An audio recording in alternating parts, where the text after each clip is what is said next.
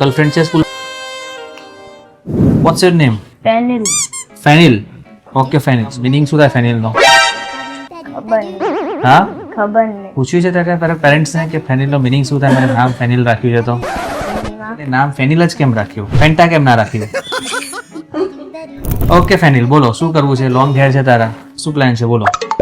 મારા ફેસ ઉપર શૂટ થયેલા કેવા પણ? લોંગમાં કે શોર્ટમાં?